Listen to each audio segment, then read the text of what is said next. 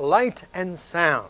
Well, I got something that deals with light in my hand, and the sound, of course, is my voice. So we're going to investigate these two, I think, awesome studies of science. And what I like about light and sound is you can do all kinds of neat things with it. You can even build some projects. And in fact, if you get the series on electricity and electronics, it can give you some ideas for projects. But also with light and sound, the most popular thing that people talk about happens to be optical illusions. For example, this little thing sitting on the table here. Isn't that exciting? You think I'm going to tell you what that is? No, I'm not. I'll tell you later.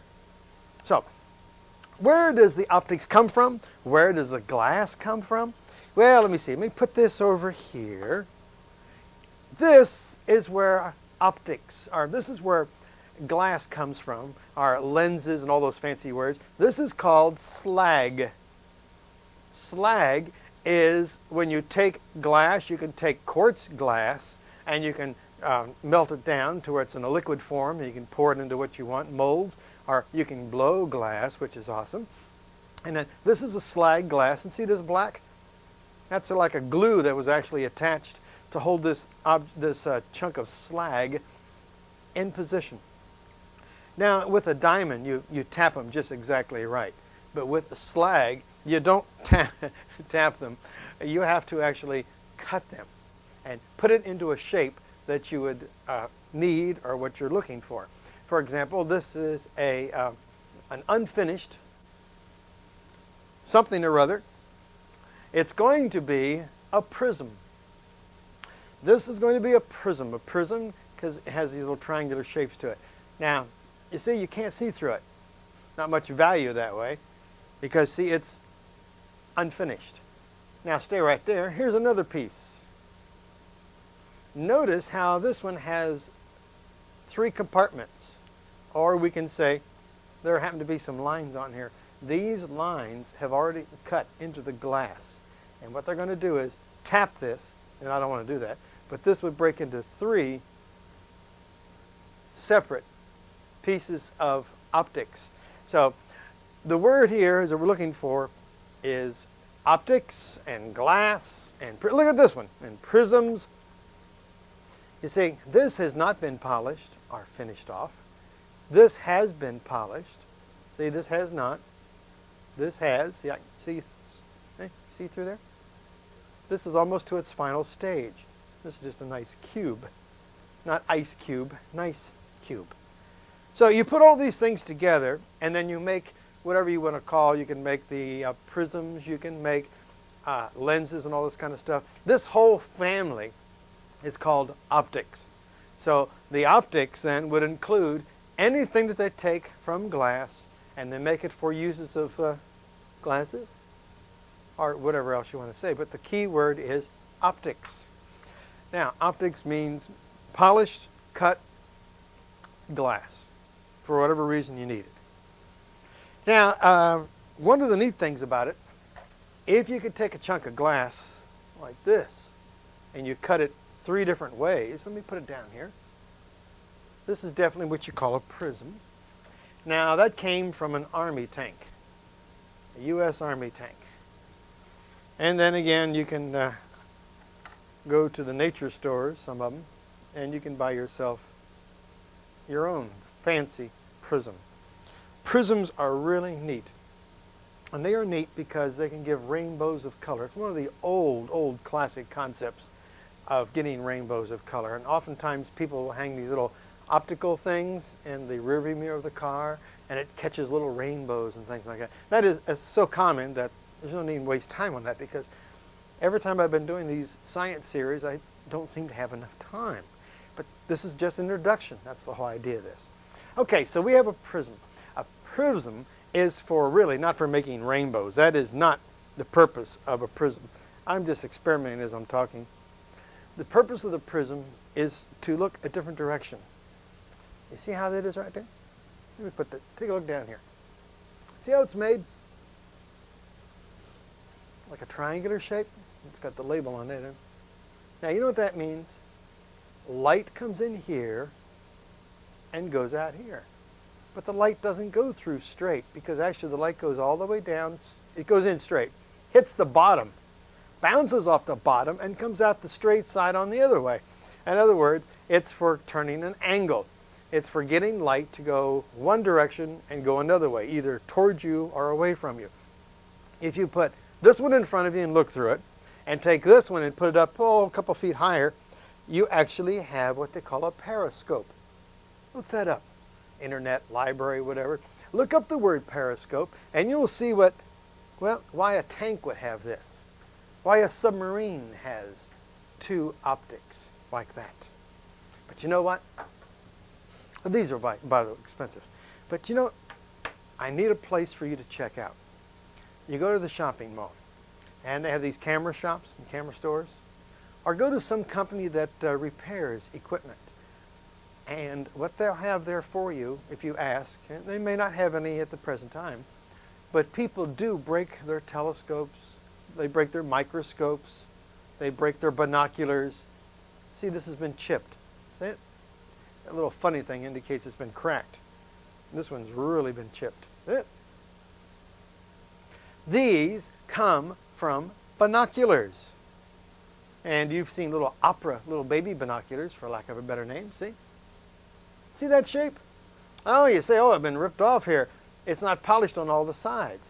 They only want to polish the part that's going to be used by the optics.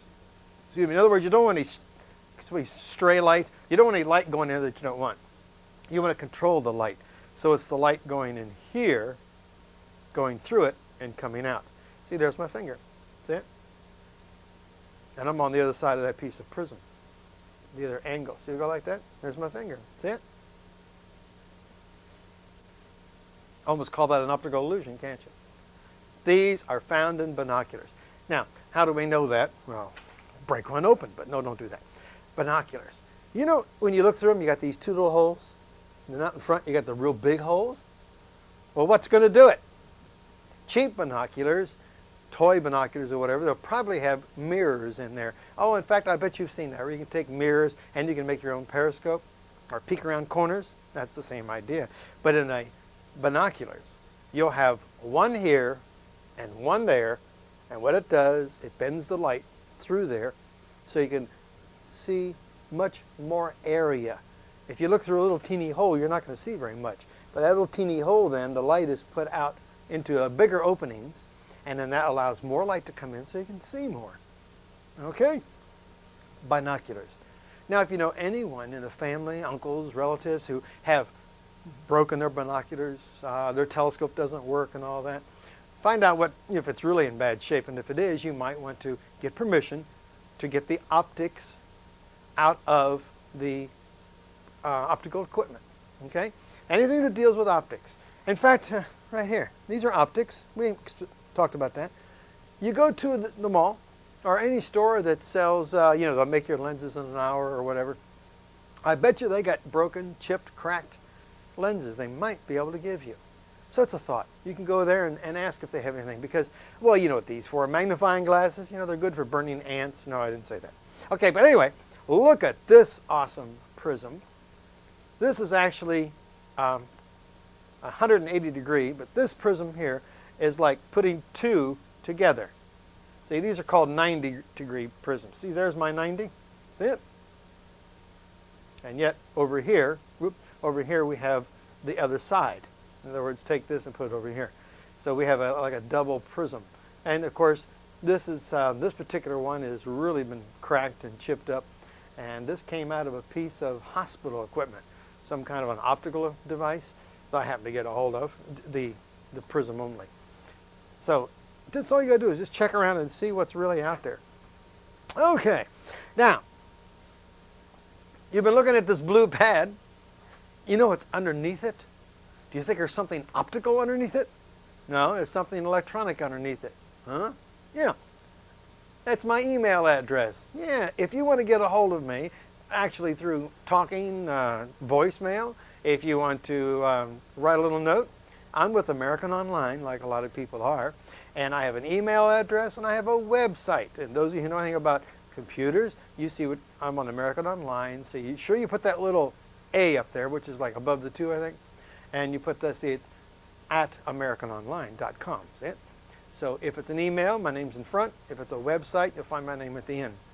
If you go to the website, by the way, you will find a way to get to the email. You know about what all that means. If not, at the end of this particular set, you will see a post office box you can write to. Okay, the whole idea here is that if you have any questions or you want to keep up on some neat things about science, you can give me a ring on the email or check the website. All right. We opened up the program by looking at this awesome chunk of glass. Now, you would not get this from a place that sells eyeglasses. I mean, this guy would really, look at that. I mean, you talk about bad eyesight. Right? I mean, somebody wears glasses like that. We used to joke years ago that if anyone had eyeglasses that thick, if you looked at it, there'd be a name of a soda company written on the bottom because the bottom of the bottle was so thick you could almost do that with it. This is polished. This is called a lens. You know what's so funny about the word lens is sometimes the way they spell it.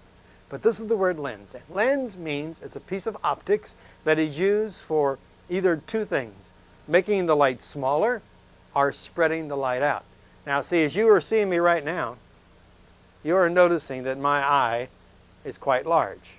Now, in order for my eye to become larger, you're looking through here, and the light is spreading out and causing my eye to be bigger and bigger, or smaller, whichever. Now, you'll find these in telescopes. You'll find them in the front end of the binocular.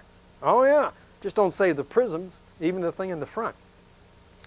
So, this is a fancy-dancy type lens. There are three major types, but we'll talk about just two because they get really involved after a while. And that is the fact that we have, for example, let me start with this one here.